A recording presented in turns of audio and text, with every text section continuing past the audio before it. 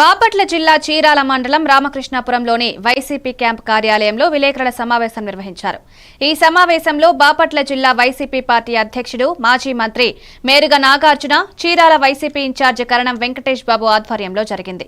ఈ సందర్భంగా మేరుగ నాగార్జున మాట్లాడుతూ వైఎస్ జగన్ పిలుపు మేరకు జూన్ 4న నియోజకవర్గ హెడ్ క్వార్టర్స్ లో వెన్నుపోటు దినంను జయప్రదంగా నిర్వహించాలని కోరారు. ఈ నేపథ్యంలో సంబంధిత ఆర్టీఓలు, ఎంఆర్ఓలు అధికారులకు మెమోరాండాలు సమర్పించాలని పార్టీ కార్యకర్తలను ఆహ్వానించారు. జగన్మోహన్ రెడ్డి గారికి అత్యంత ఆప్తులైనటువంటి వెంకటేష్ బాబు గారికి, సమావేశంలో మాతో పాల్గొన్న ఇతర రాజకీయ నాయకులకు, పత్రికా విలేకరులకు, ఎలక్ట్రానిక్ మీడియా సోదరులందరికీ నమస్కారం.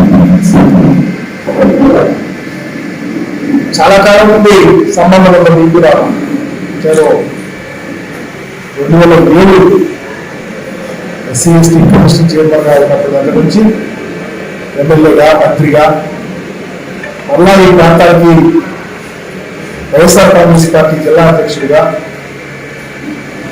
పనిచేస్తా ఉన్నారు. మమ్మల్ని ఎంకరేజ్ చేస్తా ఉన్నారు. అందరికీ కూడా ధన్యవాదాలు తెలియపరుస్తా ఉన్నారు.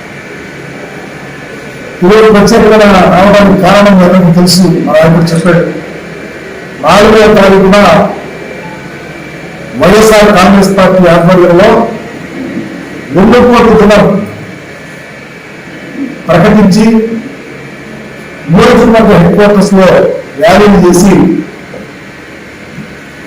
ఎంఆర్ఓ గారి, ఆర్టీఓ గారు, కలెక్టర్ గారి సంబంధిత అధికారులకు మెమోరాండాలు ఇవ్వాలని చెప్పేసి మా నాయకుడు జగన్మోహన్ రెడ్డి గారు ఆదేశించారు. కారణం మీకు తెలుసు, సంవత్సరం అధికారంలోకి వచ్చి